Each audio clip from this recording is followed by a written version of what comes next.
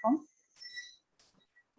Today we are with us Dr. Sagar Gokhale. He have the 10 plus years of experience in research and in academics. Currently he works as a co-founder and partner in Osman Food Bio. And today he will give the lectures on inventory management. So I'm welcoming Mr. Sagar Gokhale, sir. Thank you very much, and good afternoon to everyone. So, let me start my presentation.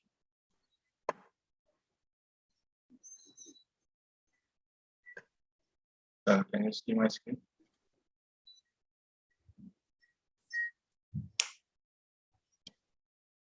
Yes, sir.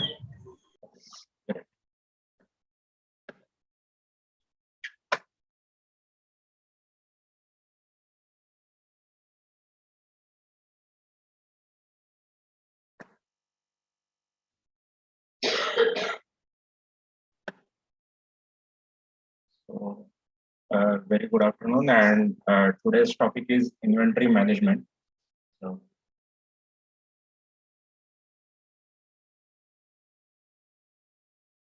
inventory management is actually every day we do it at our home also. So there are two questions like, does your mother told you anytime that you will not get tea today because there is no sugar at home?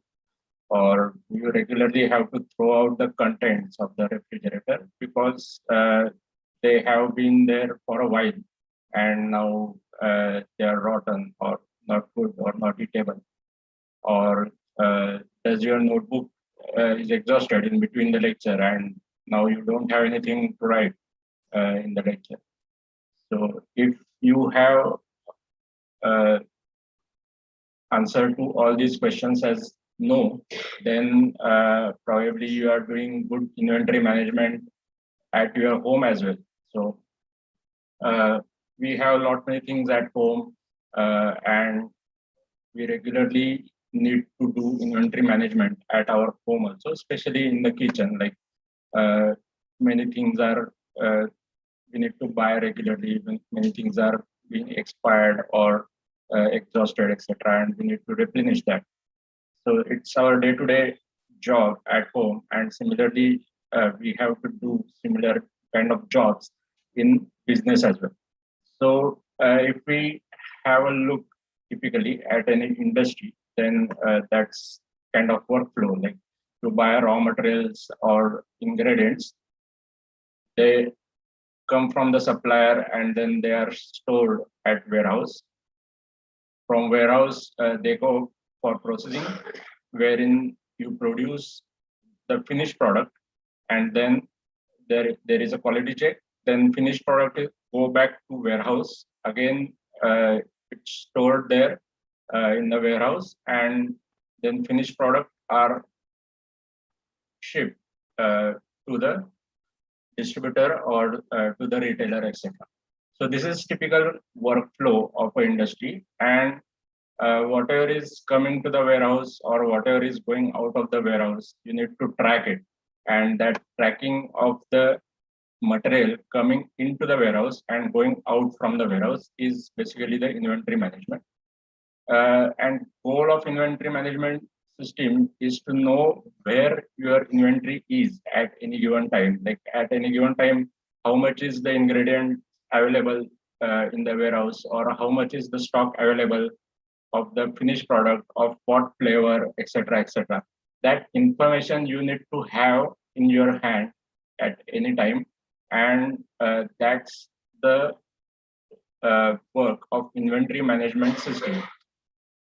So to have success in any venture, what we need to have is basically we need to have ability to provide services or goods to consumers or users, and simultaneously we need to remain financially stable. That is very much important.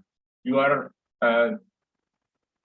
giving good service or you are providing sufficient quality goods to the consumers or customers, but you are not financially stable. Day by day, your inventory is going up, your financial condition is going down, then that's not a good sign for any business. So you need to remain financially stable and you should go upside day by day. And then your success depends on to have suitable products available for your customer.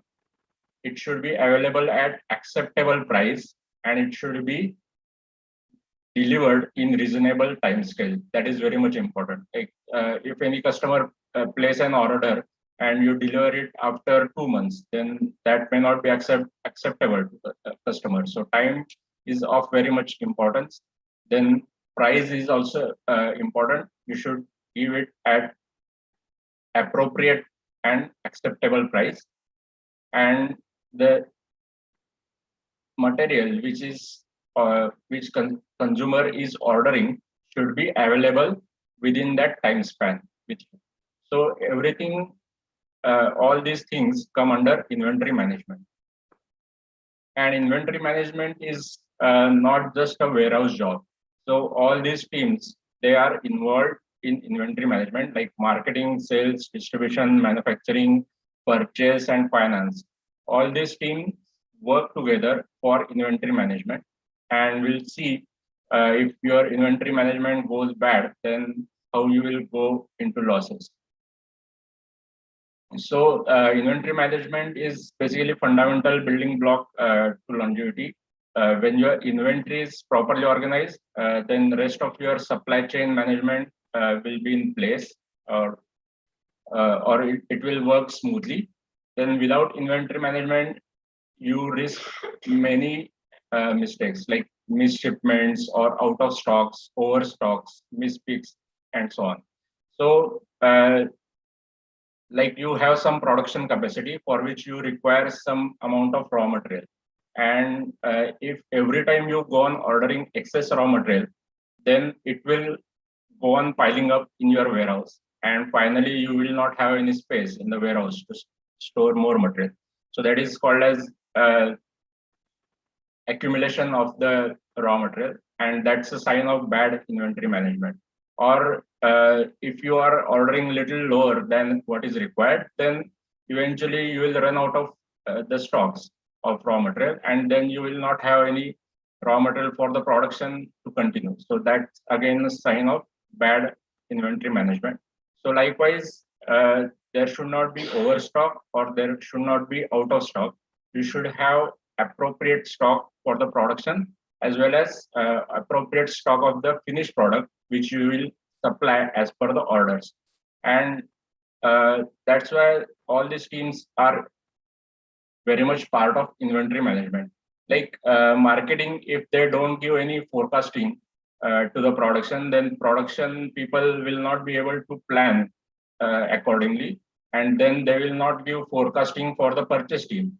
And they will not purchase enough raw material, or the purchase team may buy excess raw material. So that's why there has to be coordination between marketing, sales, and purchase, as well as distribution, manufacturing, everything. So that's why all these teams are part of inventory management system.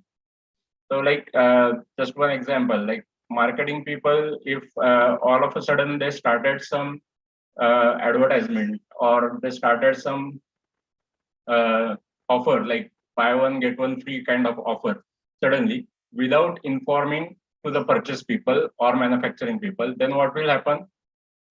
Suddenly there will be outshoot of the sales, and then manufacturing people will not be able to cope up with the demand, and same thing will happen with the purchase, and soon you will go out of stock. And as soon as that offer is offer is running right now, then manufacturing people and purchase people realize that marketing team has started some offer, so we should produce more. So they buy more raw material, and then that raw material comes to your factory, and at that point of time, marketing people stop the offer. So whatever offer buy one get one free offer was running, they stopped that offer, and now excess raw material has arrived to your factory, and that will sit there for weeks and months. So that's again example of bad inventory management. So that's why the information flow from all these teams should be proper, should be well in advance, and should be uh, should stick to reality, and then only inventory management system will run. And that's why many times in big companies they have inventory management coordinator who will coordinate with all these teams and then plan what should be the inventory we should keep for raw materials as well as finished product. And then he also has many times a big team who work on modeling of the forecasting of demand as well as the purchase, etc. And they do lot many mathematical modeling. They do lot many mathematical modeling for continuation of the smooth production. And any mistakes in all these things will not only cost you in terms of money, but as well as in whatever is wasted, you have to again there is a labor spend for correcting the mistakes. Then customers will go away because of the bad experience with the company, etc. So it's not just money, but also the relations, the hard work, etc.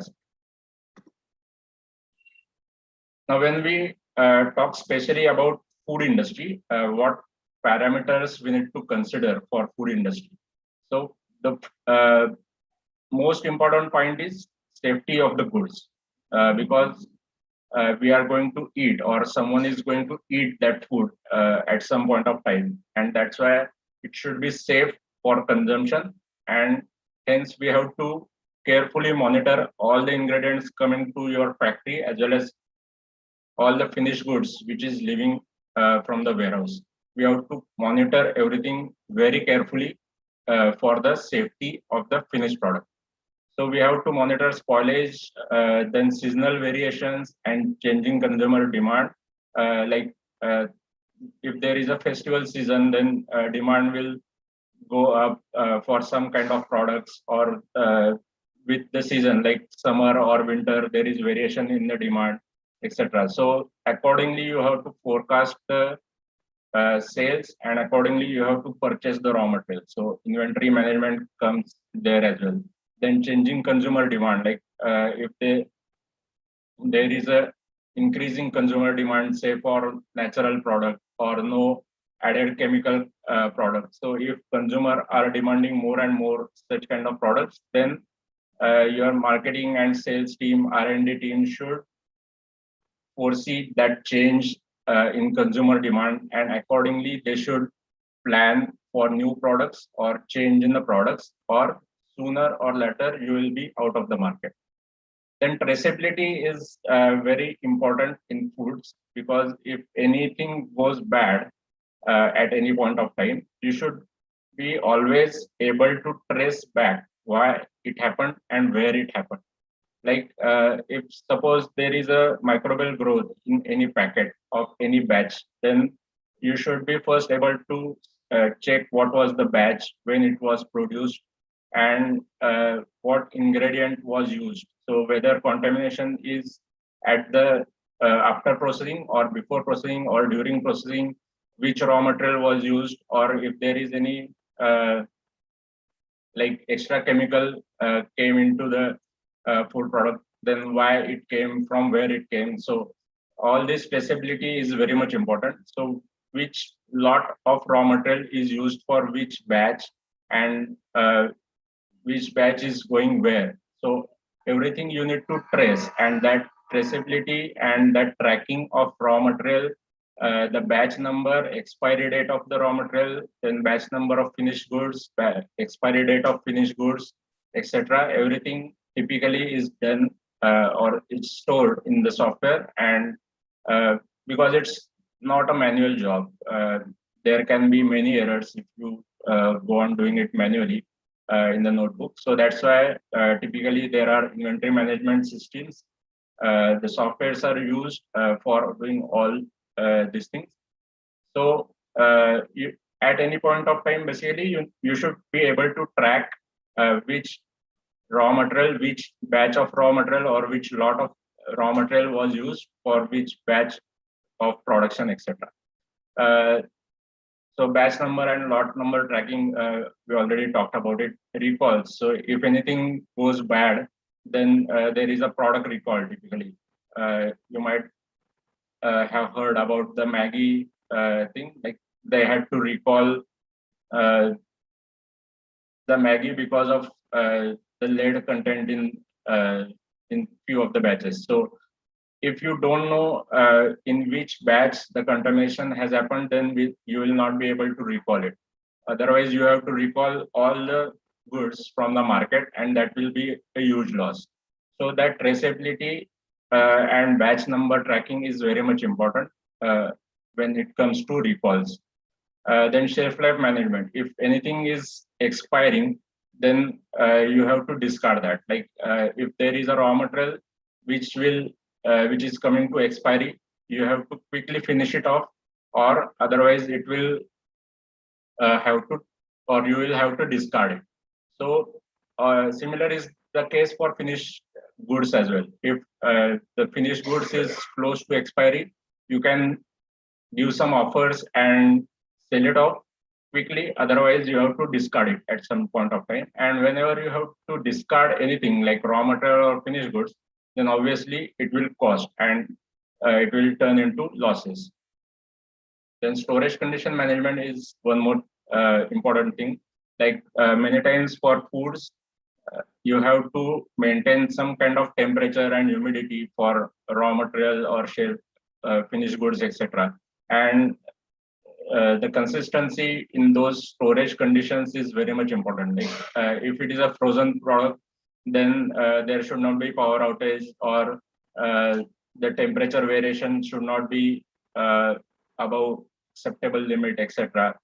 Or if there are any raw materials like flavors, etc., which you need to store at some particular conditions of temperature and humidity, then accordingly you have to maintain those ingredients at that temperature, humidity. You have to you should have separate storage area for that. So it's a responsibility of warehouse manager to see what is the storage conditions for each ingredient or the finished product, etc., and have all the conditions properly.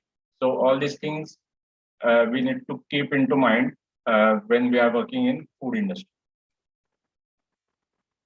Then types of inventories. So typically in warehouse, what is stored? All those things come under inventories. And what we have in warehouses, raw materials and ingredients, finished goods, work in progress. So work in progress is like to keep secrecy. Many times what companies do is they mix 2 or 3 ingredients separately at some other location and then store it and then use it in the batches, so that the people who are actually working on the finished goods, they will not come to know what is mixed in what proportion. And that's how people try to keep secrecy in foods. So that like we are mixing say 3 ingredients together in some composition, then that is called as work in progress. Like it is not a raw material as well as it is not a finished goods. So it is a work in progress, and then it has to be, that mixture has to be used in some proportion. So that is called as work in progress. Then MRO, that is maintenance, repair, and operating supplies, like tools needed for the maintenance or repairs, or personal protective kit like hair nets, lab coats, hand gloves, etc. So all these things they come under MRO. Then packaging materials, very important for foods and consumables, like typically office stationery and all those things, they come under consumables. So these are typically inventories maintained in the warehouse. Then what are signs of improper inventory management? So let's have some examples. Like if you have unsold inventory, and that means there is a hot item somewhere hidden in the back store, you didn't list it in time for the season. Like there is some stock which is not recorded in inventory management system, and it remained unsold, and then it is now close to expiry. That's typical example of bad inventory management. So everything should be recorded in inventory management system. Otherwise, you will not able to track how much material is lying in your warehouse, whether it is raw material or finished goods. Then inventory levels are creeping up or out of stock. Like we do mass balance typically for any unit operation.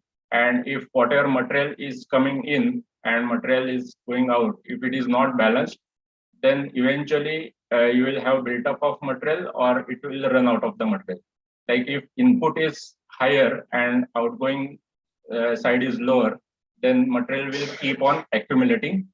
Or if input is lower, output is higher, then you will soon run out of the material. So that's typically material balance, and same thing, same rules apply in inventory management as well. So if your input is not matching with your output, or your purchases are not matching with the sales, then your raw material will keep on accumulating in the warehouse, or it will, or you will run out of the raw material. So these are the two extreme cases, and that means your inventory management system is not good. Then amount of shelfware on packages forces you to mark down the prices. Like you compile so much of the finished goods on the shelf that there is no more space available in the warehouse to store newly produced material. Then it will force you to take out the old material because you don't have space in the warehouse, and you have to sell that material at any price in the market, like buy one get one free, buy one get two free kind of thing. So 50% discount, or 60% discount, 70% discount. You have to get rid of that older material because you don't have space in the warehouse. So that's again a sign of bad inventory management. And inventory manager is still using a manual stock register. As I told you, in foods, if it is a big company, then there are lot many things and lot many records you have to maintain for years. Typically, in food business, you have to maintain the record for 7 years, like whatever is the purchase and whatever you have sold, and the traceability should be maintained for 7 years. So if you are just maintaining manual registers, then eventually you will not be able to track what is going where. So that's why the online or the software-based inventory management system is very much important. So what is the correct level of stock that you have to maintain? And there are many factors which you have to consider, like you have to consider customer service, purchase price. You have to optimize the price. Always you will try to reduce the price of purchase so that you will maximize the profit. Then operating efficiency, quality management, proper level of inventory, cash flow, working capital, all these things have to be managed properly. And if you don't manage your inventory properly, they will go bad. So these are the factors which you have to consider simultaneously. So I'm saying simultaneously, not one at a time. Like manufacturing capacity, cost of raw material, and orders, like order quantity. So like typically, if you have say typical batch size, then operating below that batch size may not be feasible at many times from technical point of view, or from cost point of view. It is not feasible to operate at lower batch size many times. So to take a batch, you have to at least there is a minimum production capacity that you have to fulfill. So you have to consider that.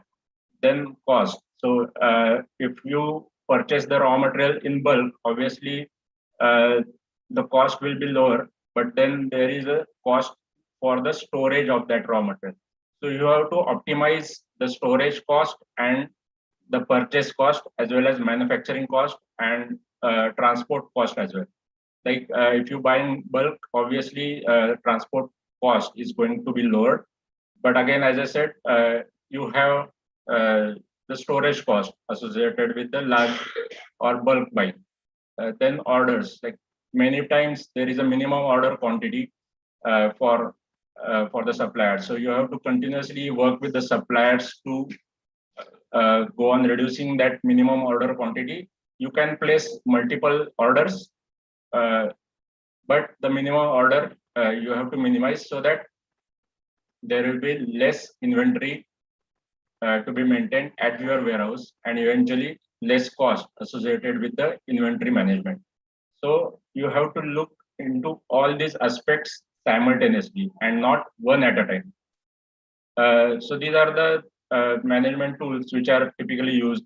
So TQM and JIT. So if you have read about Kaizen, then you must be aware about these terms. So total quality management is TQM and just in time, that is JIT. So these are the management tools which are used in inventory management system. And we are going to discuss more on this. So the objective of inventory management system or inventory control is to contribute to profit by serving the marketing and financial needs of the company. So always you have to look for the profit. And because company or any business is run for the profit, we are not here for charity, right? Nobody does business for charity. Always you have to maximize the profit so that it will run for longer time. So our objective is not to make all the items available at all times. Like if there is outage of any material, that's okay. You are not there to make available all the items all the time. There can be some lead time in which you can produce and deliver. So that's very much okay. The main aim is to minimize the cost. That should be your main aim. So our objective should be meet the required demand at minimum cost. That should be our objective. We are not here to please everyone, but there can be always negotiation so that we can minimize the cost, and cost is associated with the purchase, storage, production, transport. All these costs we have to minimize. So what we have to do is we have to minimize the cost, we have to minimize the stock level, and we have to maximize the customer service. So this is very much important, and balance between these three things is very much important, and that's the optimum inventory management. So our objective is optimize the customer service. I'm saying optimize, not the maximize, but optimize the customer service so that we can have minimum cost and maximum profit. Then preventing dead stock or perishability. So this is very much important for foods basically, because we have shelf life, and within that shelf life we have to sell the finished goods, otherwise we have to discard them. So that's why we have to minimize the dead stock and we have to sell the material within the shelf life. When I'm saying shelf within the shelf life, that means within the shelf life. If you have a shelf life of 6 months and now you have some goods lying in your warehouse which is having 5.5 months of shelf life over, now you just have 15 days in hand of expiry, then you cannot distribute it because there has to be some time required for the distribution. There is some time associated when the retailer will take that material, keep on the shelf. It will be there on the shelf for some time, and then consumer will buy it. Sometime he will consume it. So there is always a timeline associated with all these activities. So you cannot just sell the material at last minute. You have to plan well in advance. Then maintain sufficient stock. Optimize inventory cost. This is very much important. Optimize operating cost. So operating cost involves operation of your plant as well as transport cost, operation of your warehouse. All these comes under operating cost. and enhance the cash flow. If you have much more raw material in your warehouse, then your basically money is stuck there in the warehouse because you have bought lot many raw material uh, because your forecast went wrong or whatever might be the reason. But if you have lot of raw material kept in the storehouse, basically your cash or your money is blocked there, and then you will run out of the money to run your production. So cash flow maintenance is very much important while running a business. So what happens with or without the inventory management system? Let's So this is without inventory management system. So this might happen like you have too much of inventory or you have shortage of inventory, like material balance we have talked. There can be accumulation or there can be shortage of the material. Your numbers are inaccurate. Whatever forecasting is done and whatever is there already produced in your warehouse, the all numbers are not matching, they are inaccurate. uh, you are experiencing longer sales closing time, like the time between production of the finished goods and it is sold, that is called as closing time, sales closing time. So if it is a longer, then that means your finished goods is are sitting in your warehouse for longer time and you are having cost associated with that storage because you have to maintain the storage conditions, you need bigger space for that storage and all those things. So this sales closing time should be as low as possible to minimize the cost. You are facing poor customer satisfaction. If you don't deliver in time, your customer will not be satisfied. If you don't deliver complete order, he will not be satisfied. Like he orders for say 100 units and you just delivered 95 units. There is shortage of 5 units. Then customer will not be satisfied. If you committed in say 1 month time period of delivery and you delivered in 1.5 months, that's you're not meeting the targets. So all these things will happen because of poor inventory management. You're not adding up your sales, whatever is the sales uh, figures you are having for this year. Next year also you have not added up on the sales, you are just maintaining it. So that's again an indication of poor inventory management. You go wrong on production planning, sales planning, operations planning. So all your planning is going wrong because you don't have proper forecast and you don't have proper numbers for the inventory. But versus if you have good inventory management system, then you will be relaxed and there will be automatic tracking of orders, monitoring of orders, sales, deliveries, etc. Well planned inventory, neither overstock, not understock. Whatever is the sufficient stock that you have in your warehouse, clear cut supply and accountability, improved customer satisfaction, cost efficient operations, miscalculated inventory is not there, demand forecast is accurate order performance, perfect order cycle time. So everything is falling perfectly and your finally business is showing growth. That is the sign of good inventory management. Who should be accountable for inventory management activities? Like I said earlier, it's not one man's job. All the teams, like starting from marketing, sales, finance, production, purchase, all these teams have to work together for inventory management system. So purchasing team is responsible for working with suppliers for reducing lead times, reducing order quantities.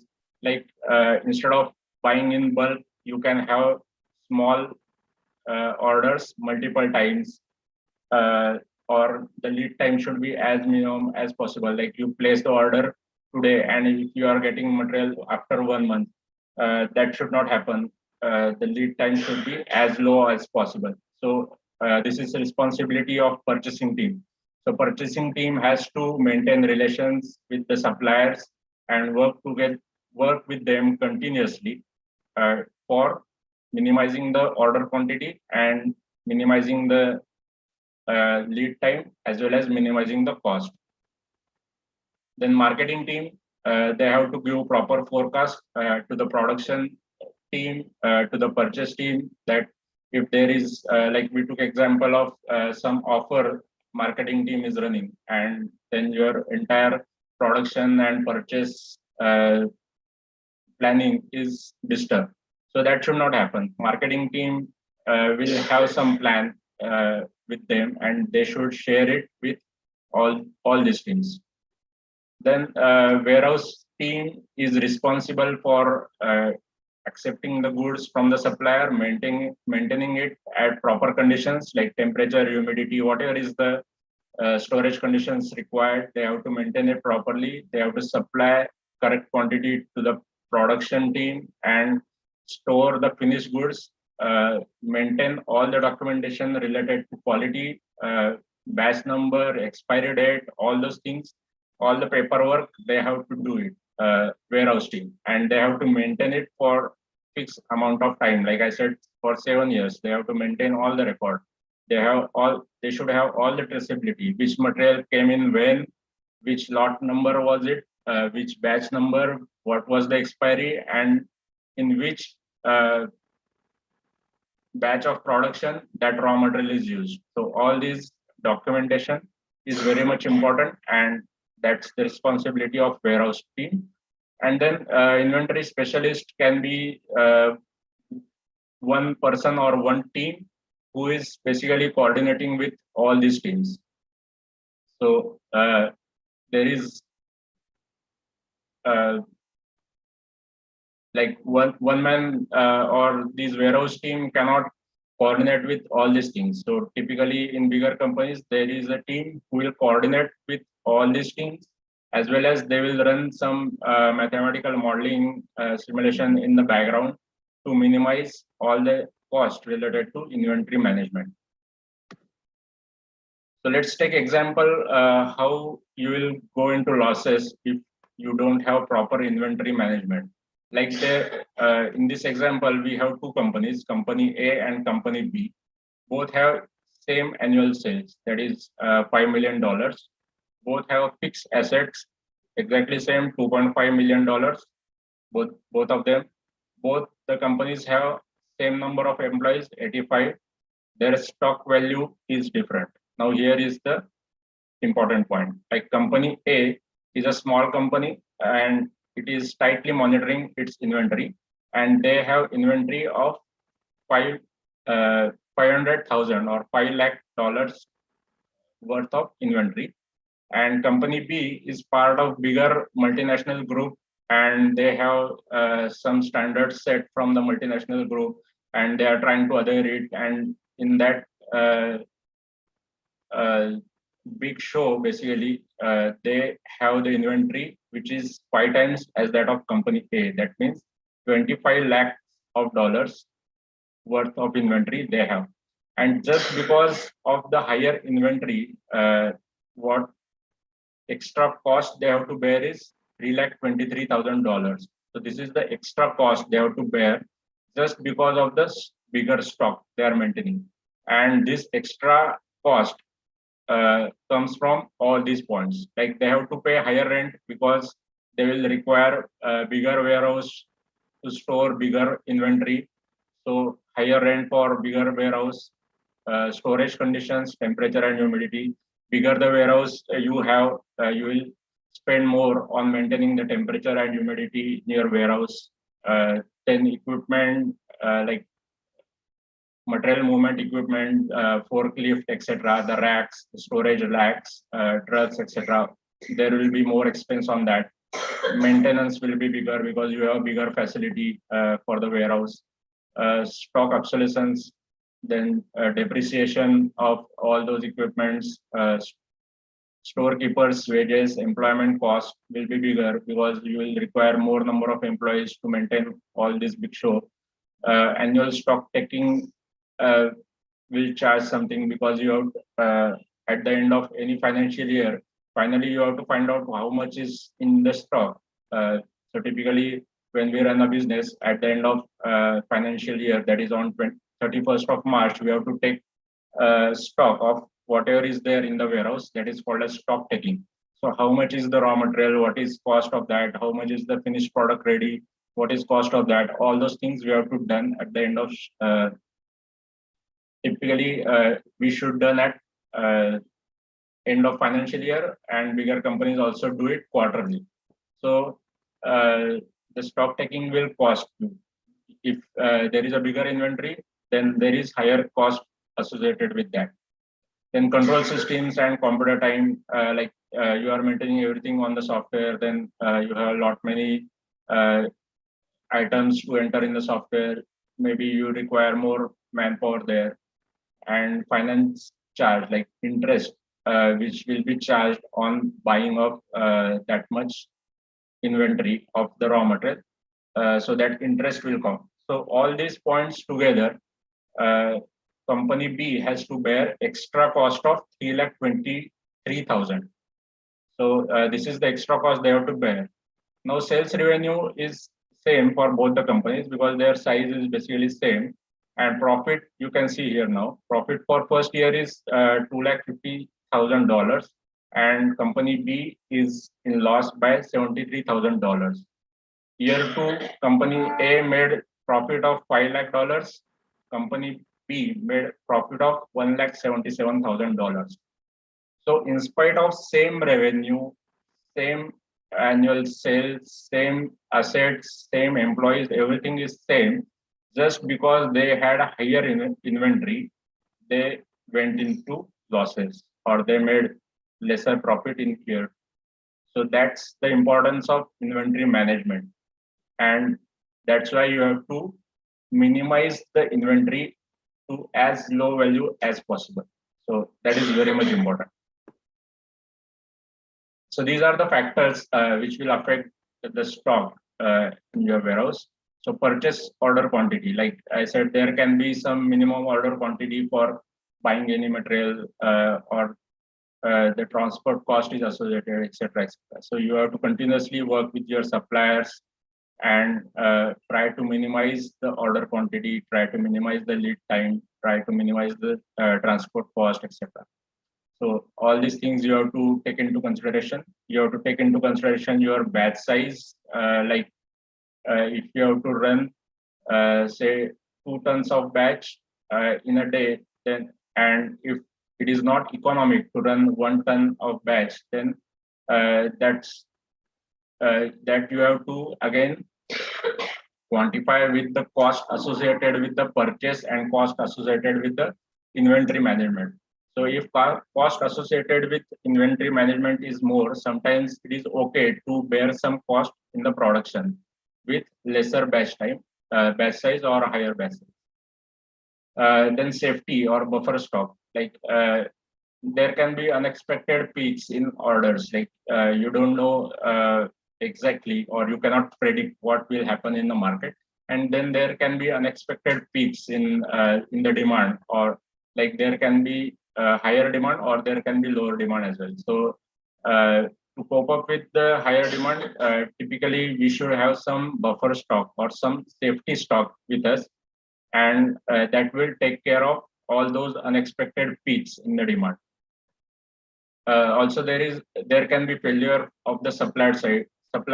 Like if you are getting material from very distant, like for example, in our company we get tea extracts from say Assam. So we have to consider all the things like season in Assam. Like if there is a flood condition in Assam, then we cannot get tea extract in time, or there can be some transport problem, etc. Political problems, anything can happen. So that failure on the supply side you have to account for, and that's why you should have some buffer stock. Non-delivery of purchase goods, like you produce some finished goods, but they are not delivered. Then information failure, like marketing team didn't pass on the information correctly, correct numbers are not passed on, or technical breakdown, anything can happen. And that's why you should have some buffer stock or safety stock. Market change, like consumers change their mind. Like you have some beverage line and consumers are preferring, say, mango drink, and suddenly for some unknown reason, now instead of mango drink, they uh, prefer now strawberry drink. So that can happen. They can change their mind. We cannot predict that. So that's why then that will affect your inventory. Forecasting method that is not reactive enough. Like you could not predict what's going on in the market correctly, then you cannot forecast the number correctly, and then everything will go wrong. Obsolescence, that is lack of communication from marketing team, sales team to the purchase team. Then change in formulation, packaging material. Like for example, R&D team suddenly changed the formulation and they discarded one ingredient which was in earlier formulation and incorporated new ingredient, and that was not communicated properly with the purchase team. Then the raw material which is required for the production is already purchased. Now that one ingredient is no more in use, then you have to discard it because you have purchased it from whoever is the vendor. He will not take it back, and the new ingredient you have to buy it. That should not happen. Or the change in packaging material, like you change the design and you don't take into consideration how much is the packaging material already purchased and in stock with you, and suddenly you decided that instead of now red color packaging, we will use blue color packaging. So that sudden change will affect the cost of production, inventory management, everything will go wrong. And miscellaneous factors like poorly defined responsibility, who is responsible for what, unplanned inventories, layout and locations of stores. Like if you are purchasing, like typically for multinational companies, if you have like production facilities at 4 places in the country, and you are purchasing say raw material from different locations. Like suppose if you are processing wheat and you are purchasing wheat from different locations, and so there are some facilities located across the country. Then from which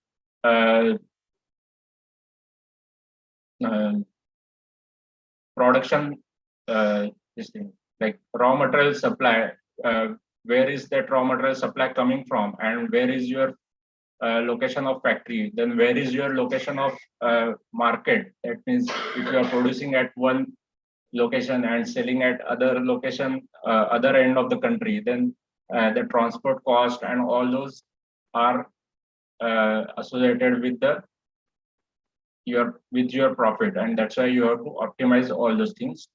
Company strategy, detailed information on processing excellence. So these are the miscellaneous factors.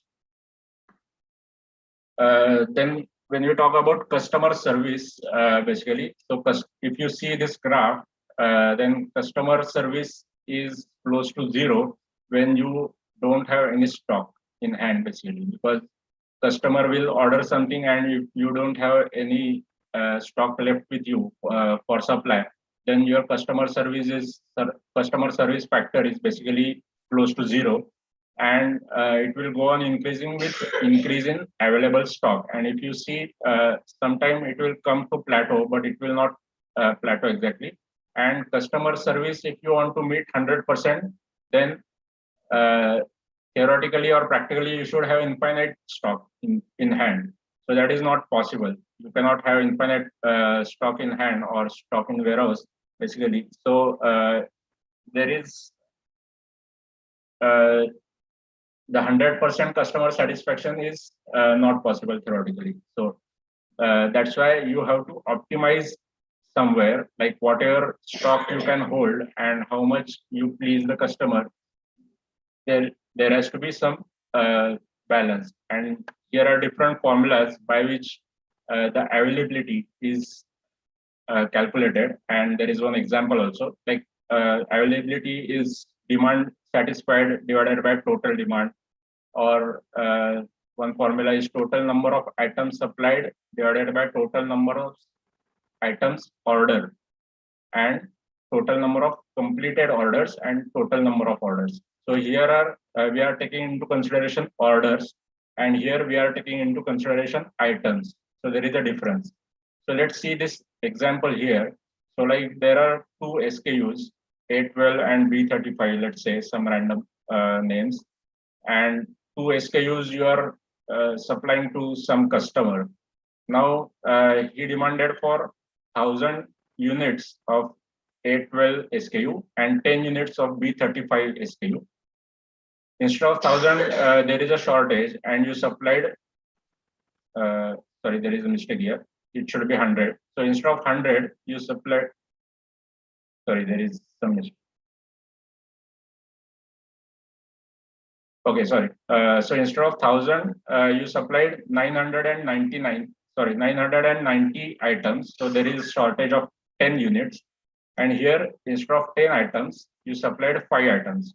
So service level, customer service level is 99% here, because 10 out of 1,000 is just 1%. So 99% you completed the order. Here, you supplied just 50% of the order. So service level is 50%. So total, if you are the seller, then you will calculate that I was 74% was my service level, and the sum is 98.5%. So this was my service level. So total, if it is a one customer, and if you take a total for that customer, then you will say that 98%, 98.5%, I was up to the mark. But your customer will calculate the other way. Like he will say there were 5 orders, out of which one order was shortage, these 10 items. So there was shortage in one order. So service level was 80%. Then this was only one order of 10 items, and there was shortage in that item. So service level was 0%, because it is not completed. And then service level overall average is 40%, or if you take a sum, it's 66%. So there is different ways of calculating the availability, and always customer will try to calculate from his point of view or for his benefit. And that's why you should be aware of how people calculate the service level for your company. So that's why all these definitions should be aware. You should be aware of all these things. So here you calculated, like you said we were 74% correct, and customer will say no, you were just 40% up to the mark. So that's why we have to define availability policy for the company, and there are different definitions related to that, like this same availability across all the products, like all the products will be available all the time, or minimizing the total cost of the service. Like all items may not be available. Frequently running items will be available in the warehouse. Lesser demand items may not be available. They will be supplied as per the order. Then concentrating on most valuable customers, concentrating on more the items which are more sellable, or which are giving more profit to you. So these are the different aspects or you have to consider, and different ways to look at the customer service. Then batch and expiry tracking. This is very important in food business. Like you have to track incoming and outgoings of the stock on a batch by batch basis. So for every batch of the production, whatever is the raw material used, you have to track the lot number and expiry dates for that. You have to track expiry dates and batch numbers for outgoing material. Then FIFO is the system used, like first in, first out. Whatever is the material coming in the warehouse first, that will go out of the warehouse first. So that is called as first in, first out. So we'll talk more on this. The short form is FIFO. Then minimize the spoilage and reduce stock write-off. Like if anything is expired on the shelf, you have to write it off. So write off from the book of accounts. So that is called as write-off. So you have not used that ingredient and you have to write off that ingredient because it expired. So this condition should not happen, and that's why you have to track the expiry and batch numbers very correct. So we talked about discard of expired items and traceability. We have talked about that. So if anything is coming to expiry, then typically we will have offers like we can have offers like fresh batch is $2 for expiry. So this is near to expiry, and that's why $2 for $30. So the items which are expiring soon, you can give offers on that, and the freshly produced items, there may not be any offers for that. Then inventory analysis. There are two major methods for inventory analysis, and first is Pareto analysis, which is also called as 80-20 rule. So many times we say that 80% of the job is done in just 20% of the efforts. So same rule is applied here, like 20% of your stock amounts for 80% of the cost, basically. So 80% of the stock value. So finally, everything comes down to cost, right? So 80% of the cost is associated with just 20% of the stock. So that's 80-20 rule. Or you can also say 80% of the purchased items come from 20% of the suppliers. Then 20% of the sales lines gives 80% of the turnover. So just 20 items which are good running will give you 80% of the turnover, but still you cannot close down other lines because they are not giving the turnover. You cannot do that because sometimes just for presence you need to produce something. Like suppose I'm manufacturing, say, beverages. Now I have 6 flavors ready with me, or I can produce 6 flavors. Out of 6 flavors, just 3 are running well and 3 are not running well. But I cannot discontinue those 3 because I have to show to the customer that I have 6 flavors and you can choose from these 6 flavors. He will choose whatever he wants, but it gives pleasure to the customer that I had 6 options and I choose from 6. Instead of if you just have 3, then he's choosing one from just 3 options. Then he will complain like, no, I don't got enough options, so I have to purchase this. He may complain like that. So just for the showcasing, you may have you may have to run 6 flavors. So that's exactly happens. Like 80% of the turnover will come just from the 20% of the items, and remaining 80% of the items will give you just 20% of the turnover. But just you have to run it. Like sometimes to keep relations, sometimes just for showcasing, or sometimes just to give options to the customers. Like when I was working in my earlier company, so one item, one particular customer only used to order that item, and it was the quantity was so low that even it was not being produced at the factory. In R&D center only, we used to make it and deliver it. The quantity was so low, but just to maintain the relation, we need to make that and supply it. So likewise, 80% of the items will not give you that much turnover. It is just the numbers. So here is the example. Like store has 12,000 different types of items, which is worth of 8 lakhs of rupees. Now, 20% of that 12,000 items is 2,400. So these 2,400 items will give you 80% of the turnover. Out of 8 lakhs, you will get 6 lakh 40,000 from just 20% of the items. So concentrating on these 20% items, that is 2,400 items, will result in tight control over your total value or tight control over your inventory cost.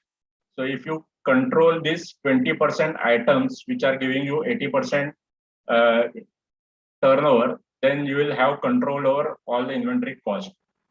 Here, although it 80-20 rule, like it's a thumb rule, it's not hard and fast. Like it may not be always case like 20% of the stock is giving you 80% of the turnover, but you have to stick to the turnover, like whatever turnover you are getting or whatever numbers you are getting close to 80%. So you have to concentrate on that 80% turnover which you are getting from any n number of items, and you have to control inventory of those items who are giving you 80% of the turnover. So when I will take more example, it will be more clear to you. Then second way of analysis is ABC analysis. So just similar to 80-20 rule, here we have more categories like category A, B, and C. So A is 10% of the stock numbers, which will give you 60%, 65% of the turnover. Then 20% of the stock, which is giving you 25% of the turnover, and 70% of the stock, which is just giving you 10% of the turnover. So instead of just segregation into 80 and 20, now we have segregation in 3 classes: 65%, 25%, and 10%. So this 70% of the stock is giving you just 10% of the turnover. That means the bulk is giving you a very small turnover. Like if you go to some kirana shop, then there are frequently running items which are typically kept in the front or just close to the counter or over the counter, and few items are not that frequently, but he has to maintain some stock of those items which are kept somewhere on the above the shelf, etc. So, but just for showcasing here, he has to maintain that stock.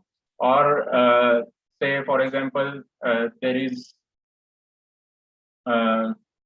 say hardware shop, then the screws or nuts or washers, etc. They are very tiny items and they don't cost much, but he has to keep them in bulk. So like screws, etc. They will go in bulk. So that's why the major inventory can be of screws and nuts and bolts, which don't cost much, but the machinery which is costing higher and is giving more turnover, the stock may be lesser. Like he may just sell 3-4 machines and achieve like 50%, 60% of the sale, and he has to sell say 4,000-5,000 screws, and still he will not get that much turnover. So that's the difference. So the control levels are like you should have bigger control on A, then lesser control on B, and still lesser control on C. Like class A items, these are not many. See, just 10% of the stocks we have in class A, but they are giving higher turnover. So the number is not higher. So it's easy to control the number, and that's why you have to tightly monitor the inventory for those class A items. Like if class A items, suppose it costs say 50,000 rupees versus just 2 rupee of screw, then you can have a rough number of screws in your shop, but the 50,000 item you cannot have. Say instead of 5 items, I bought 8 items. Then those 3 items will cost 1.5 lakhs more. So you cannot do that loosely. So that's why you should have tight control on class A items. because and it's easy because number is lesser, but since cost is higher, you should have tight control on that. Class B items. So let the system manages this, like what is the demand and supply is happening. Let the system manages the inventory required for class B and class C. So it's negligible. There is not much cost associated with class C, but the number is bigger. So you can take risk and you can keep excessive inventory of class C items because they don't cost much. Like 2 rupees screw, instead of buying 1,000 of screws, you bought 1100 screws. Doesn't matter because there is not much cost associated with those extra 100 screws. So there is not tight management or tight control over class C items. Just more explanation on class A, B, C. So class A, few items, but most turnover. So our policy should be tight control over those few items. Personal supervision is required. Good communication, like from marketing, sales, purchase, etc. There should be good communication about class A items and JID, that is just in time approach should be followed here. So what is just in time approach, we are going to see and discuss more on that. Class B items, less important items, but still they have significant turnover. So if we see numbers here, so class B items are still giving us 25% of the turnover, which is not negligible value. It's a significant value. So it's a significant turnover, important items, but still not that tight control is required. Lean stock policy can be observed. So you can just use classical control methods. You don't need like mathematical modeling, this one, that one for class B items. Then class C items, there can be many items, low turnover value, and that's why minimum supervision, because not much cost associated with the sales of those items. Supply to order where possible, like whenever there is order, we'll supply it. Don't force the supply, don't buy extra, just manage it, and not much control is required. So typically it has large orders and zero to high safety stock policy. So safety stock policy, we'll talk more on that. And we can have zero safety stock or maybe higher safety stock, doesn't matter because not much value is associated with that. Then method is like frequent monitoring is required for class A items, accurate records to be maintained because higher cost is associated with that. And that's why you should have accurate records of all those things. Sophisticated forecasting, because if forecasting go wrong, then since higher cost is associated with that, your entire planning will go wrong. So that's why you have to rely on very formally sophisticated methods. In class B items, like rely on sophisticated methods, calculated safety stocks. We'll talk more on safety stocks. Limit order value. Computerized management is typically followed for class B items. Class C items, very simple system, avoid stockouts and excess. So you just have to maintain the stock. There should not be stockout or there should not be excess stock. You have to just manage between stockout and excess. Then that's okay for class C items because not much cost associated with that. So let's take example here. So here are 10 items and so these are just code names of those items, and annual usage, unit cost, and annual turnover for these 10 items are given. So like this item is sold annually, 21 units are sold, 105 units are sold for this item, etc. unit cost for this atom is say 700, 1100 for this one, and so on. And annual turnover coming from this atom is this much rupees. Just random numbers I have taken here. So let's try to analyze this with the two analysis methods we just saw. So first one was Pareto analysis, that is 80-20 rule, and second one was ABC analysis. Let's see. So what I did here is annual usage. I just made a total and I calculated a percent of annual usage for that atom. So here, if we see 35% usage is for this sixth atom, then unit cost is given, annual turnover for each atom is given. So annual turnover percent for that atom can be calculated. So if we see here, then 66% of the annual turnover is coming from this sixth atom. So since its price is also higher, so if we just compare, we have 100 rupee atom, 400 rupee atom versus this one is 1200 rupee atom, and usage is also high, like annual sale for this one is also higher, and that's why 66% of the sales is coming from sixth atom. So we just have to give ranks based on annual turnover percent. So likewise, I just gave the ranks. One is here, two is here. Now let's segregate or sort based on the ranks here. So based on the ranks, I just sorted it out, and we can see here now cumulative. If we see 80%, so if we add these two numbers, we'll get 82.92. So close to 80% of the turnover is achieved by selling just these two items. Now we have total 10 items. So 20% of 10 is 2. So just by selling these two items, that is 20% of the items, we are getting 80% of the turnover. So this is 80-20 rule, Pareto analysis.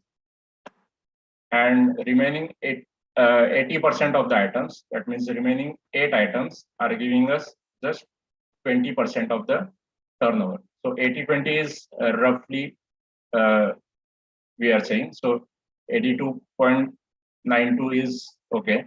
So these two items should be tightly monitored, or inventory for these two items should be tightly monitored. When I say inventory for these two items, that means raw material required for these two items and the finished product as well. So both the things, raw material and finished product, packaging material, everything required for these two items should be tightly controlled, because they are giving 80% of the turnover. So this is Pareto analysis, and then ABC analysis.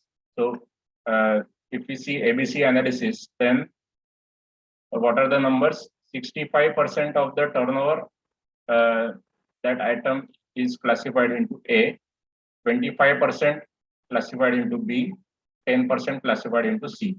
Now we have this table, so we can see here close to 65 is this one, 66. So just this single item is giving us the annual turnover up to 66% yearly. So that will be classified into A class. Then these two together will have approximately 25%. So 16.28 plus 7.05. So approximately it comes out to be 23 point something. So this should be classified into class B, and remaining all items, they are giving just, so cumulative percent you can see here, 66%, then 89%. So these two items will be classified under class B, and all other items will be classified under class C. So A class items, just one item here is giving us 66%, and if we see the thumb rule here, then numbers 10% will give us 65%, 20% will give us 25%. So we have 10 items there, and 10% of the 10 items is just one item. So one item is giving turnover close to 65%. 20% of the 10 items is two items. So two items are giving us 25%, and remaining items are giving 10%. So approximately this thumb rule is working good here. So this ABC analysis is working good here. 10% of the items, that is one item giving us 65% turnover, to 20%, that means two items, giving us 25% of the turnover, and remaining 7 items are giving just 10% of the turnover. So this is ABC analysis. So I think it must have been more clear how these analysis methods work. So class A items, we have to tightly monitor the inventory. Class B items, there can be good inventory management, but not that tight as class A. And class C, we can loosely monitor the inventory for class. Then extended analysis based on ABC analysis is A, B, C, D, O, F, Z. So there are different categories.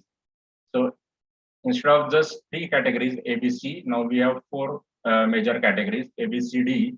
So 45% of the turnover A class items, 30% of the turnover B class items, 22% of the turnover C class items, and 3% of the turnover D class items.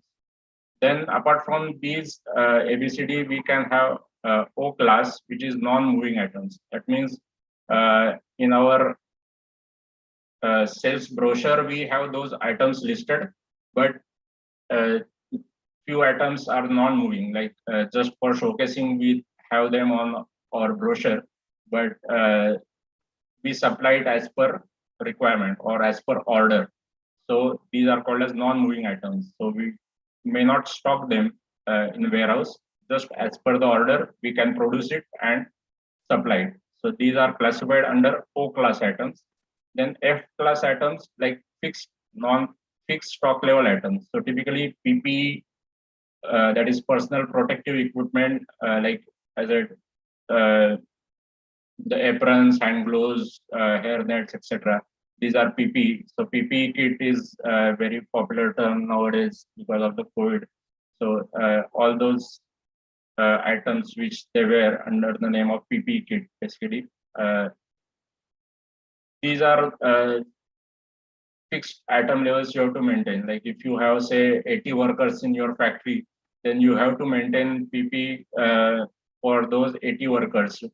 There cannot be up or down for that, because you have fixed number of workers there or tools required for maintenance, etc. So fixed stock level you have to maintain. There cannot be up and down there, and those can be classified as F class items. And Z class items, that means no stock items. You are not stocking that item, just as per requirement, you buy it, process it, and sell it. So there is no stocking of those items.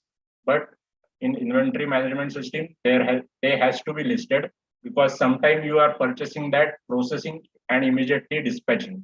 So there is no storage in the warehouse, but still you are purchasing and selling those items, but they are not stocked. So that's why those are categorized as non-stock items, and they come under Z class category. So this is just extension of ABC analysis.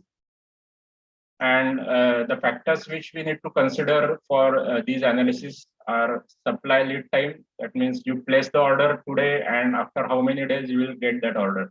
So some specialized item your supplier will produce after you give the order. So there is longer lead time associated with that. Some are ready items, like you order today and tomorrow they will be delivered. So likewise, you have to consider that lead time while maintaining the stock in the warehouse and while ordering the items. Then average demand rate for your finished goods in the market, variability of the demand. So there can be seasonal variations because of the summer, winter.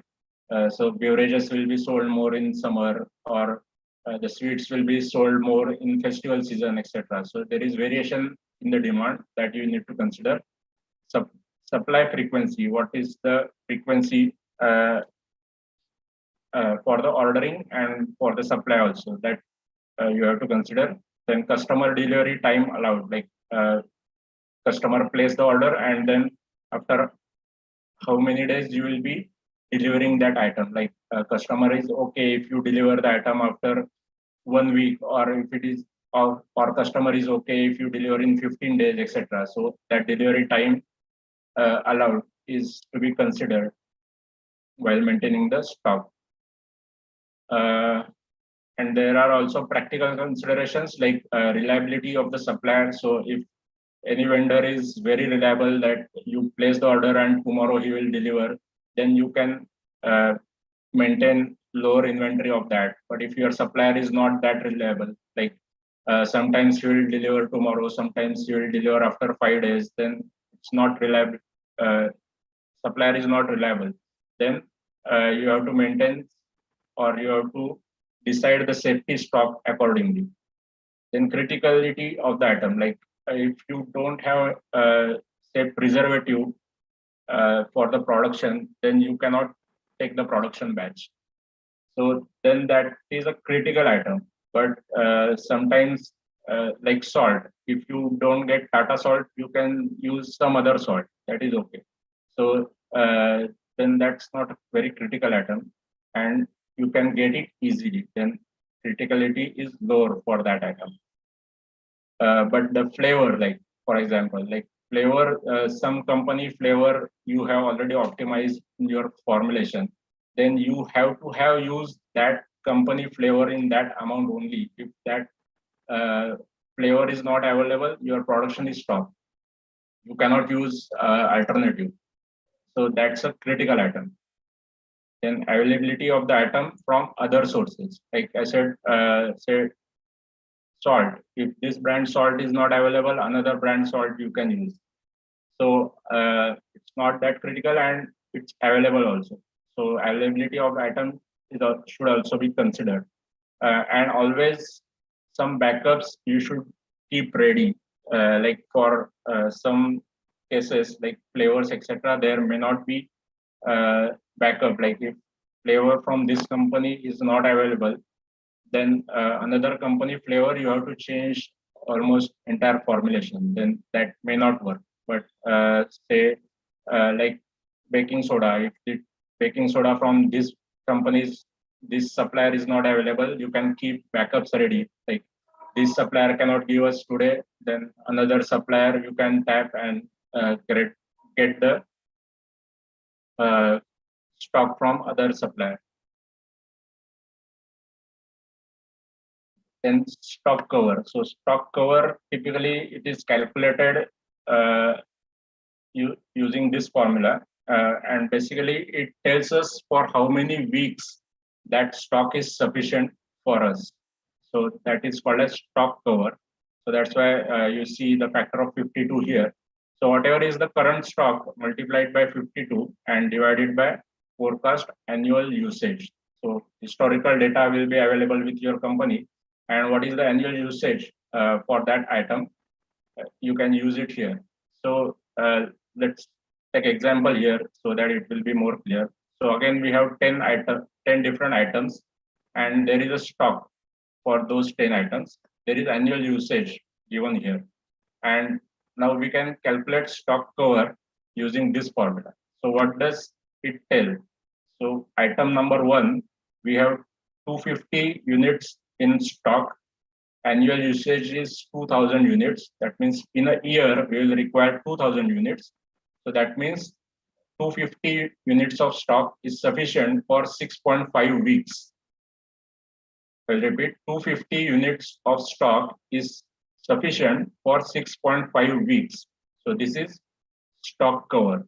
Now, items which are marked in red here that need more attention. So like, let's take example of item number 4. There are 15 items in stock and we need 1000 items annually. That means the stock of 15 items is sufficient for just 0.78 weeks. That means even less than 1 week. Then we need special attention why there is so less stock of this item. Maybe there is order already placed for this item and it is arriving, but still it is the stock is less than 1 week. Similar is the case. This is just above 1 week. 8 items are in stock and we require 4,000 units of that item. So it is, so this 8 items or 8 units are sufficient just for 1 week. Now these items, item number 3, 7 and 10. See here. So we have 500 units in stock and annual usage is 400 units. That means this stock is enough for more than 1 year. So for 65 weeks, this stock will be sufficient. Same is the case here. So this is even more than that. So 500 units are in stock and annually we just require 200 units. So this stock is sufficient for more than 2 years. Similar is the case here. 65 items in stock and we just need 20 units per year. So 169 weeks this stock will last.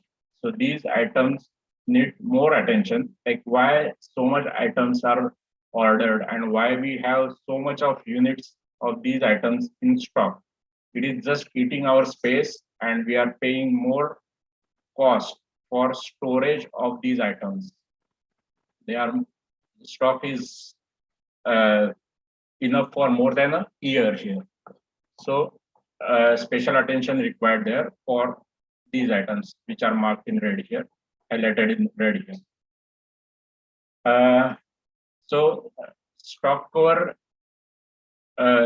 is used for analysis, but not for control.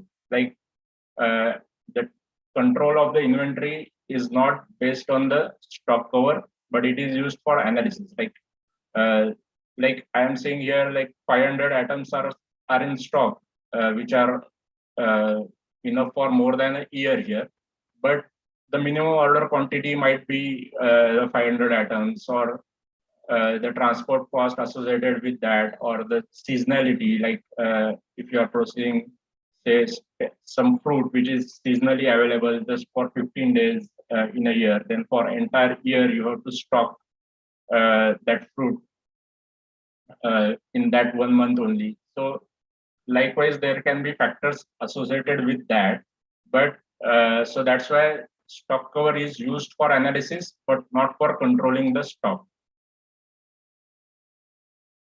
Then stock cover is also related or connected to our ABC classification. So class A, which is giving you highest turnover. So stock cover can be minimum for that, like because maximum cost is associated with class A material and number is smaller and the stock can be just sufficient for 1 to 4 weeks. So lower number for class A because more working capital is invested in class A because they are costlier material, and that's why we will keep minimum inventory for class A, and that can be sufficient for just 1 to 4 weeks. Class B 2 to 4 weeks is okay. Class C 3 to 20 weeks. So since class C items are less expensive, lesser cost is associated with class C, just 10% of the annual turnover. So we can have class C items in stock for longer period of time because not much cost is associated with the class C items. Then comes average stock. So average stock is like, let's say we started from here. Now you will also see some safety stock here. Like our stock of say raw material should not go below this safety stock. We should always maintain this minimum stock in our warehouse. So our stock is decreasing. Then we place the order and new stock arrived. So at one day, stock rises and reach to maximum. Then again, we started using that raw material in the production. So our stock is decreasing. It it fall below the average value. Again, at this point, our new stock arrived. So it rises from this point to this point. And again, we are using it for the production and stock is decreasing. So this is the average stock we are maintaining basically. So average of all these values is this line. And always we should try to minimize this average stock. So how we can minimize this average stock is by minimizing delivery quantity. So like if we keep on working with the suppliers and try to minimize the order quantity, like we can place more number of orders, but order quantity, if we can minimize, then our average stock will go down and then our cost associated with the inventory management will go down. So this average stock we want to minimize, we want to take down, and it can be taken down by minimizing delivery quantity. Now let's talk about just-in-time management. Holding an inventory shows that we don't have control on inventory. Like if we are storing any material for longer time, for weeks and weeks, then that shows that we don't have proper control system in place. So just in time is basically Japanese concept. It is part of the Kaizen. If you have read about the Kaizen management system, you must have read about just in time system. So just in time is an outcome. Okay, sorry. It's outcome from other techniques, and it's not a technique of its own. So other things they work to give just-in-time system. So like if you are just starting a batch of production and your raw material just arrived and you started using in that batch, so that is called as just-in-time. So you practically don't need a warehouse for raw material storage, because raw material is arriving at your facility and immediately you are using it in the production batch. So that is called as just-in-time. So theoretically it looks good, but practically it may not be always possible that you procure this same quantity that is required for the production and it arrived just at the time of production and you start processing. It generally do not happen. So typically, because there is minimum order quantity, there is say I'm procuring pectin, then I have to buy a batch of 25 kg of pectin. I cannot just buy 1 kg, 2 kg, etc. So that's why some material will always sit in our warehouse, but we should try to minimize that. And what are the factors associated, or what are the key points here? So it is a pull system, that is only buy when it is needed. Don't buy just ad hoc, like I will require this much of sugar, so let's buy it. Just buy the items when they are needed. Then that means if supplier is ready to give just 1 kg of sugar, then buy just 1 kg. Just don't buy in bulk because it is available at cheaper rate. Try to minimize the minimum order quantity, and so that's why so if one item supplier is ready to give, then just buy one item. Just don't buy in bulk. So that's called as one. Then flow, that means balance of movement throughout the supply chain. Whatever is the required for the orders that we have to fulfill, just buy and balance out the requirement as per the orders. So raw material required, packaging material required, etc., etc. Just balance between outgoing items, that is sales item, and purchases. Then simplicity, that means operating controls should be simple and visible. So that's the beauty of Japanese management, like the simple and make people responsible is basically the Kaizen. So it should be simple so that operators can easily implement it, and it should be visible also. Like people people should understand how these control systems are working. Then only they will be implemented properly. And quality, that means higher reliability of the supplier should be there. Like I said, if supplier is not reliable, then you can just discontinue that and shift to reliable supplier. If when supplier said I will deliver in 2 days, he should deliver in 2 days. 2 days should not result in 5 days.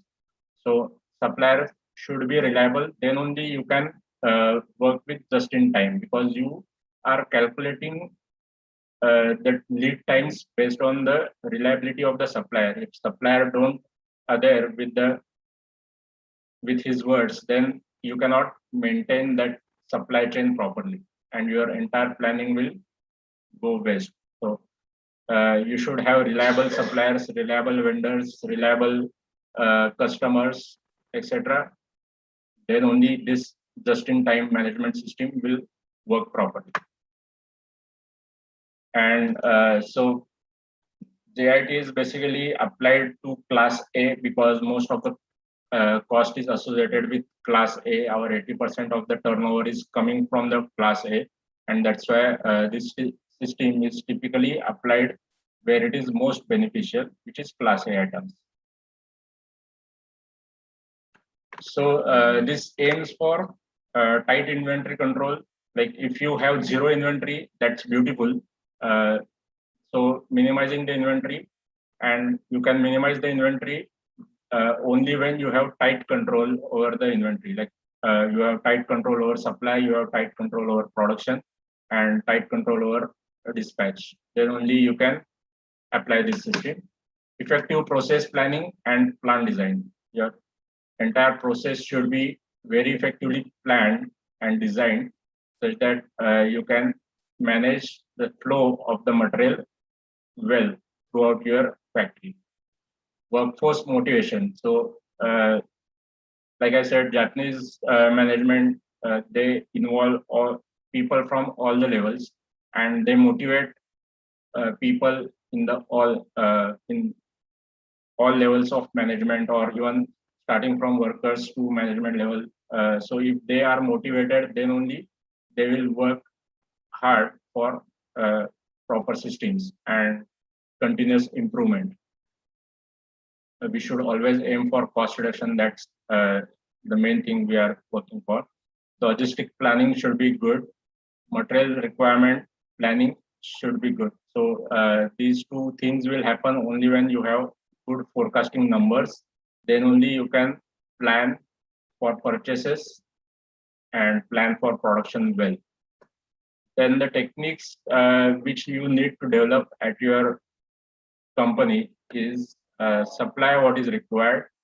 So don't just flood the market with unnecessary supplies. So what required, that material only should be supplied, and supply the quality required.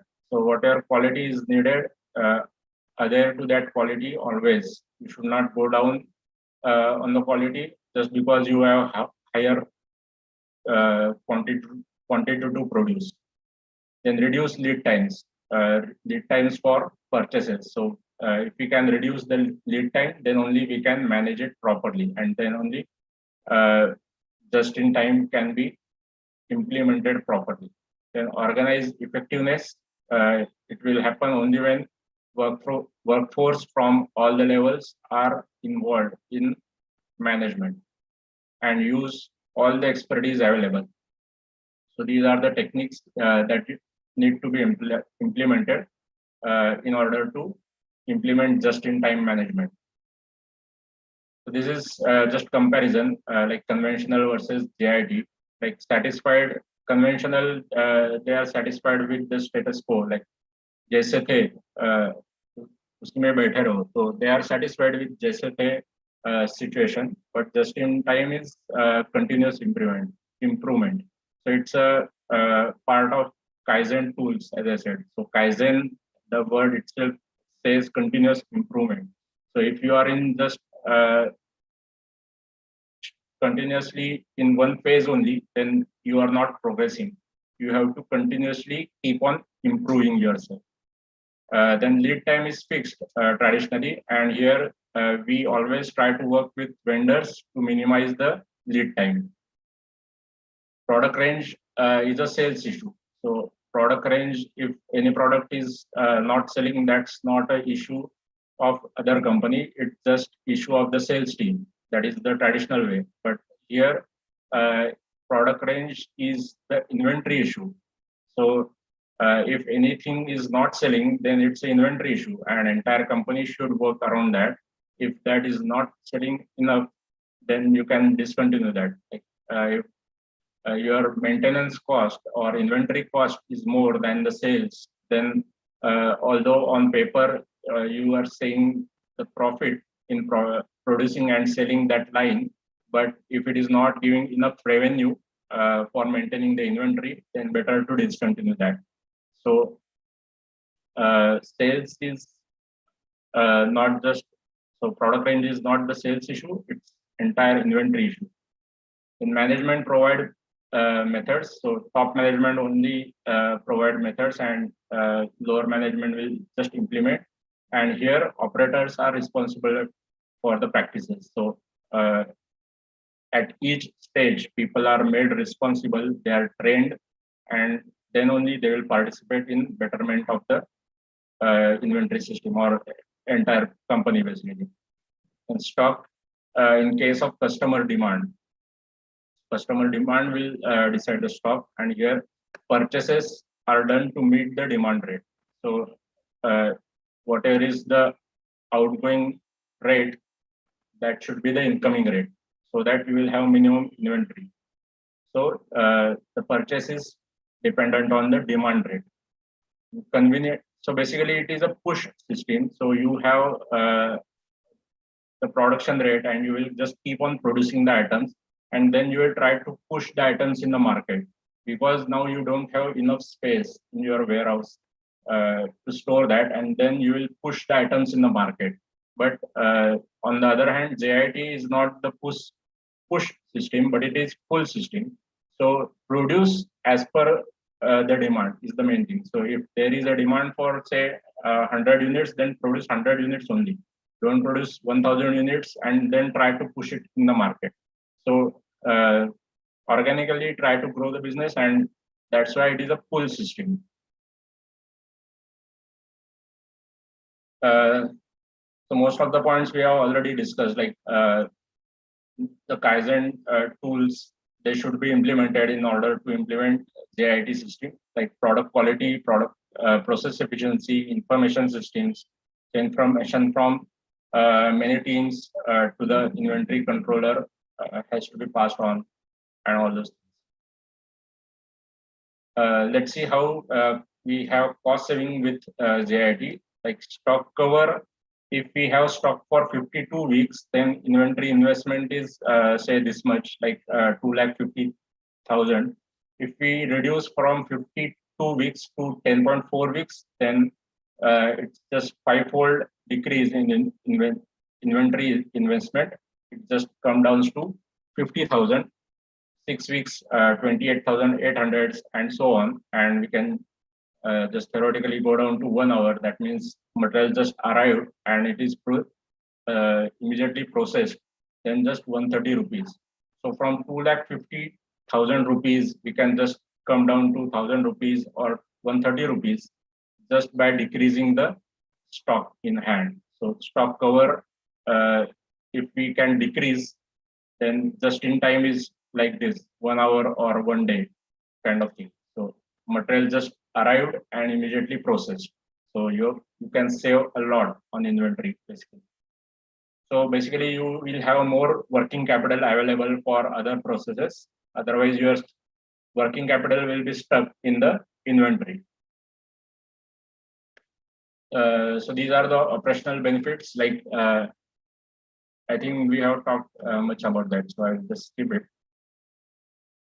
Let's see, setting the right stock levels. So there are two methods basically for controlling the stocks. Here we have review level. So like whenever our stock drops down to that level, we'll order the new batch of the ingredients. So like here we are using the raw materials, and raw materials drop down to review level. Immediately we'll order it and get and this is the lead time. So say in 1 week's time it arrived. By that time our stock went down up to safety stock, and when it is reached to safety stock, immediately the new batch is arrived of the ingredients. So it will go above the review level. Again, we are using it and it will keep on decreasing. When it reaches to review level, we will order the new batch and it will arrive when we reach up to safety stock, and this cycle will go on. So this is called as review level calculations. So review level is calculated using this formula. I will not go into details here. The another method is target stock level. So here, what we are doing is, so it is TSL is the maximum stock level which can be used to calculate the order quantities, and we are not reviewing, or review levels are not fixed, or they don't fix the order quantity basically. Review level. Earlier, what we had is our order quantity is fixed. This much is the order quantity. So once raw material reached up to review level, we'll order the fixed quantity. And here what we are doing is review levels fix the order quantity and vary. Sorry, I'm just confusing it. So in this method, what we are doing is fix the order frequency and vary the order quantity. So instead of having fixed order quantity, we'll order after fixed time interval and we'll vary the order quantities. So here we can, it will be more clear. So this is the frequency of the order, and at that frequency, suppose on every Monday we are taking the stock and ordering the new batch, then on Monday we ordered it. This is the lead time. So we are using the stock. It reached the safety stock, new batch is arrived, and it is replenished and came back here. Still in use, it goes on decreasing. But on Monday we take the review and whatever is required, we ordered it. So it didn't reach the safety stock, but it is replenished. Sometimes it went below the safety stock also, but we are reviewing after fixed time interval. So here time interval is kept fixed, and here review level is kept fixed. So frequency can vary in this method, and here frequency is same, but order quantity can vary. Okay, then ordering. So these are the order types, like one-off orders. It is required, ordered as per the requirement. Whatever, if we have like random orders for any product, then as per the order, we buy the raw materials, etc. So those are called as one-off orders. No fixed order quantity, no fixed order pattern, etc. So that is typically capital purchase. Then bulk purchase, basically regularly required raw material, they are purchased in bulk. Then annual contracts are done for typically required items like say sugar, salt, starch. Suppose these are the typically required items, then you do annual contracts to assure you get the constant supply and constant ingredient cost as well. And split delivery, like you order for say 1 ton material, but ask supplier to supply that material in the batches of 100 kgs. So that is called as split delivery purchase. So order is of 1 ton, but delivery is in batches of 100 kgs. Then rolling schedules. So you have schedules, and monthly you will take a review and just continue with the schedules. So you give the order like in a month, typically whatever is the pattern required of those raw material, you give the orders, and the order is just rolling month and month over month. And just in time, we just discussed about it. So these are the order types.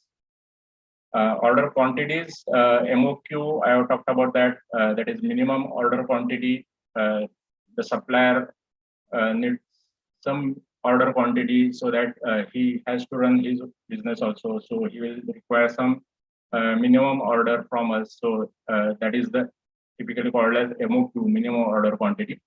So it is inversely proportional to value of the product. So if value of the product is lesser, typically MOQ is bigger.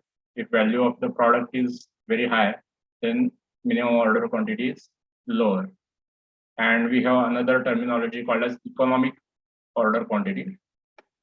So it is function of demand rate, cost of production, and lead time. So this graph will explain that. Like there are costs associated with the orders, and there is a carrying cost. Like you have to transport the raw material. You have to bear the transport cost. You have to bear the warehouse cost, etc. So that comes under carrying cost, and as order quantity goes on increasing, carrying cost will decrease. But if order quantity is more, the transport cost will come down. Similarly, other fixed cost will come down per unit order per unit item. And ordering cost, like there are some costs associated with the orders. So if order quantity goes on increasing, those cost will also go on increasing. So we have to balance that. So this cost is reducing with higher order quantity. This cost is increasing with higher order quantity, and so this is a total cost, and this is the minimum point that uses economic order quantity. So it is calculated using this formula. So I'll be sharing the slides, so you will get all those formula afterwards. Then comes purchasing.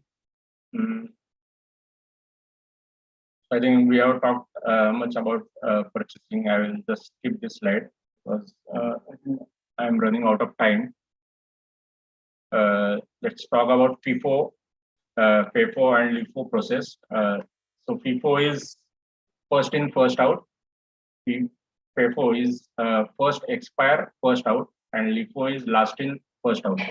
So FIFO and FIFO, these systems are typically used in food industry and pharma industry. So first in, first out, that means whatever comes first to your warehouse, that will go out of the warehouse first. That is first in and first out. So older, that means older inventory is sold first or it goes out first. So that's the typically workflow used in the warehouse. Then FIFO is typically first expire, first out. So if any material arrived later, but it is expiring earlier than the earlier arrived material, then the whatever is expiring first, that you have to use first or sell first. So it is not dependent on which came first in the warehouse, but it depends on which is expiring first, and then it will go out first. So this is typically the case for food industry. Then LIFO is last in, first out. So basically, whenever there is no shelf life associated with anything like machinery or construction material, etc. So there is no shelf life associated with it, and typically it is piled up. So whatever material comes in last, it will be piled up on the top. So when you want to send the material, you will obviously pick from the top and send it out. So typically it is last out, last in, and it goes out first. But since there is no shelf life associated with that, this system is okay. So this is not for food industry, just for our knowledge, I have shared it here. Typically for food industry, we use FIFO, that is first expire, first out. And forecasting demand. So forecasting should be based on the data, which is accurate and appropriate. So typically historical data is processed, but many times just historical data is not sufficient, and it has to be associated with good reasoning and good forecasting. And you should have proper knowledge of markets, what our competitors are doing, and what flavors or what products they have already in the market, and what will be the effect on our product range, etc., etc. So all these comes under forecasting. And if you don't forecast correctly, you don't give numbers correctly to the production team, to the purchase team, then entire planning for the inventory will go wrong. So that's why forecasting is very important in inventory management. And irregular demands are because of one-off promotions. Like I said, some promotions, marketing team started buy one get one free, etc. Sales campaign in one particular area. That means they set up some booth and try to do customer surveys, sales campaign, etc. Then more inventory will be required. One of very large orders because of some like some export orders or some festival orders, etc. Very large orders. So all these had to be considered while forecasting the sales and production, etc. So these are the factors to be considered. Like typical types of inventory forecast are based on market research, market demand models. So modeling simulation plays a big role here. Historical data, minimum stock levels, and demand patterns, like seasonal variations and all those things. And forecasting may go wrong because of inaccurate data, sales information rather than demand statistics. So a lot more statistics and statistical modeling is involved in forecasting. If you don't do it, then your information or prediction will go wrong. Some people can have biased decision based on anything. So it should not be biased or dependent on person to person. Rather, there should be team and concerns have to be taken so that we don't have any biased opinion. Then speed of response to change. If you are not fast enough to cope up with the market, then your forecasting will go wrong. Like if there is any consumer trend going in the market, and if you are not fast enough to respond that trend, then you will fail eventually, and your entire planning for the production and inventory will go wrong. Poor assessment of supply capability, then inclusion of extra demand in the forecast, and shortage of it. So all these things can lead to incorrect forecasting, and that's why you should have tight control on the forecasting from inventory management point of view. Okay, so that's material requirement planning. I think I'll skip that. So these are some of the inventory management systems available. The software is basically available for the inventory. So Scene 7, MarketMan, etc. I just wanted to show that. So just to take overview of inventory management process, then determining the loopholes in our system, we should start with that. Then analyzing consumer demand and spending patterns, we should analyze that. Evaluating the cost involved in each of the process, starting from the procurement, transport, warehousing, storage, production, all those things, cost associated with all the processes, we should analyze. Then identify the extent of process automation, how much we can automate so that we can reduce on costing. Inspecting suppliers' practice and performance. So we should work closely with suppliers and try to control that. Should work with reliable suppliers. Then classifying inventories into different categories, like we have seen A, B, C class, etc. Then setting objectives for each inventory category, class A, class B, class C, in category-wise objective setting. Prior and always we will concentrate on class A because they will give us 80% of the turnover. Prioritizing the areas of improvement, which will reduce significant costing involved in all the processes. Taking advice from the expert is like we appoint consultants for various process or cost reduction, etc. And framing the suitable inventory management policy, that is very important. So this is typically the inventory management process. So the key takeaways in this session are so better traceability is very much important, and inventory management system will give us better traceability. Otherwise, it will be hard to trace what and where happened and where it went wrong. Then, if we have good management system, then we will have fewer missed sales.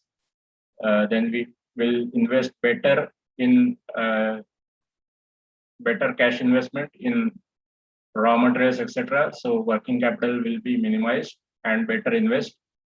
Early for problem detection, if we have good statistics available, good forecast available, etc., then we can detect the problem earlier. Our customers will be happier, then easy to reorder. Frequently, we'll need to reorder the raw materials, packaging material, etc. So if we have good numbers in hand about the inventory, then it will be easy to reorder and will optimize the cost. So this is the very important. Thank you very much for listening carefully, and we can take some questions. Dear participants, please ask your queries or raise your hand. One second, Dr. Dhruv Joel, sir. Sorry. Hello, hello, sir. Yes. Hello. Yes, go ahead. Sir. Hello. Hello. Hello, sir. Yes, tell me. Sir, you discussed that when the R&D department changes the composition of any product. Mm-hmm. So how to manage that thing, that if a product or the raw material has been procured and then that is not that cannot be returned to the supplier, or that, so how to manage that thing? Right. So any change is not instantaneous. When in R&D some project is started, and if it is at R&D stage that we'll replace ingredient A with ingredient B, then we can inform this with the purchase team that sooner or later we are going to discontinue this ingredient A, so don't stock it much in the inventory. So Okay. just whatever is the required for current production, just buy that, because sooner we'll be replacing that with ingredient B. So purchase team will start looking for who is supplier for ingredient B, etc., or whether the supplier of ingredient A only can supply ingredient B. Then that's an easy shift basically. So at early R&D stage only, we should inform it. We should keep sales and purchase team in the loop that we are going to make this change in near future, so that they can plan it accordingly. Okay. Same is the case with the packaging material also. Like we should take into consideration what is the packaging material already in the stock, and when we want to implement the change accordingly, packaging team can plan their purchases for the packaging material. Yes, sir. Okay. Thank you, sir. Sir, one question from in chat box from Hemant Ruknawar. So what is the role of GST in inventory management? GST, there is not much role of GST in inventory management, because that's part of the finance team, and inventory is not dependent on any taxation basically. Inventory is purely dependent on demand and supply. Okay. Then, sir, another question from Kiran, sir. What about the application status of softwares in inventory management? So nowadays,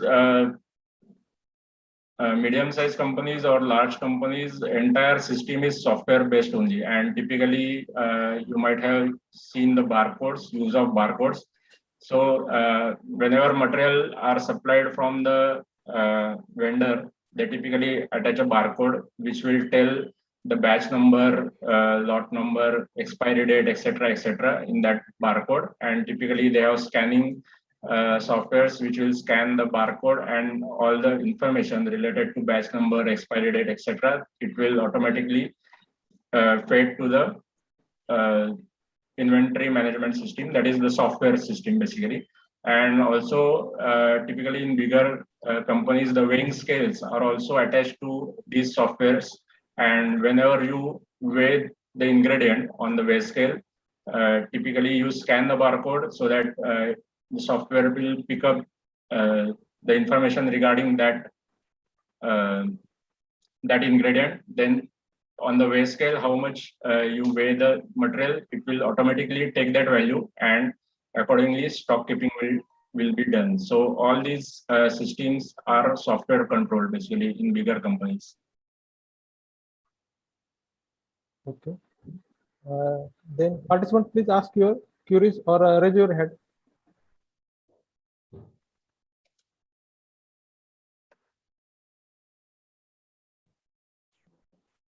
Sir, is it possible to replace the manpower using software in inventory management? To some extent, yes, because typically if you have hundreds of items to manage, then that's not possible with manual stock keeping and manual register keeping or maintaining the sheets, etc. So the software plays important role, and you cannot basically employ 100 people to maintain the stock, because still there will be manual errors. So softwares always play important role, and there is no replacement basically for software or for manpower. Okay. Kiran sir, you want to ask anything?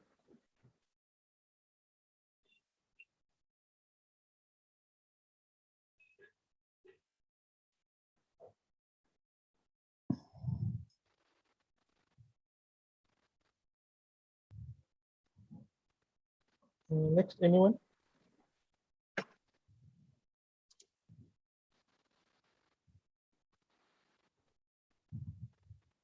In Nitin sir. Nitin Kakare, sir. Yeah, they are raised hand. Yeah, thank you, Sagarji, for an elaborate session on this inventory management. Thank you. I have a basic question. Hmm. At what stage do you think this has to be incorporated, like say for a small business? I mean, after you have already a production, or it has to be pre-production planning as well. Correct. So I think it's better to start early, because once you increase your business to certain level, then afterwards implementing the systems will become difficult. So it is better to start early. And if you have a small business, then you can use the Excel sheet based system. So for example, I was working earlier in R&D, and R&D we had very limited stock keeping and inventory management. So we had set up a Excel based inventory management system, which also worked well. So there is no need basically that every time you invest in very sophisticated softwares or expensive softwares, etc., the simple systems can also be set up, and start with simple systems, and then you can go on complicating the things. And it's always better to start early, because at one point the complexity will increase so much that afterwards implementing any system will become difficult. So better to start early.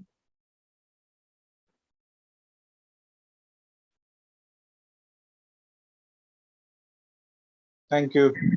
Thank you. Thank you. Thank you. Then next.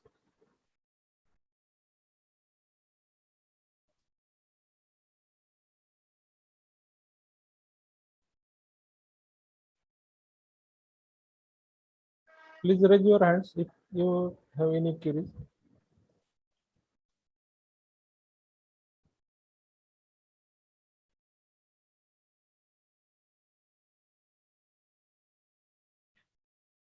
Okay, then over to Chetan sir.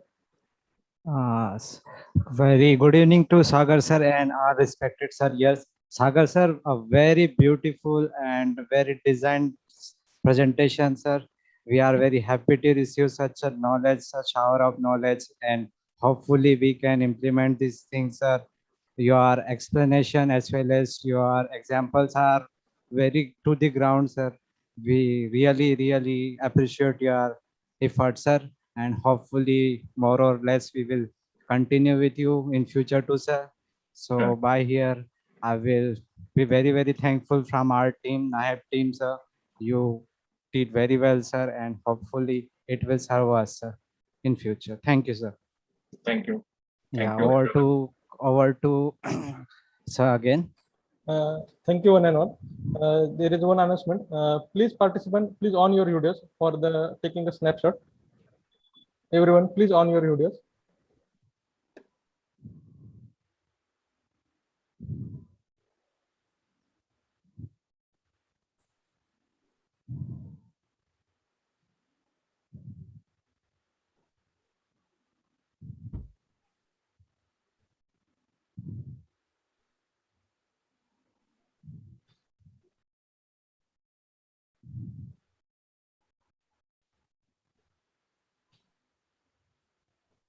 Okay.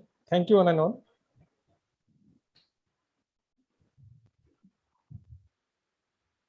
Thank you, Sagar sir. Thank you. Have a good day. Have a good day, sir. Okay. Thank you. Thank you.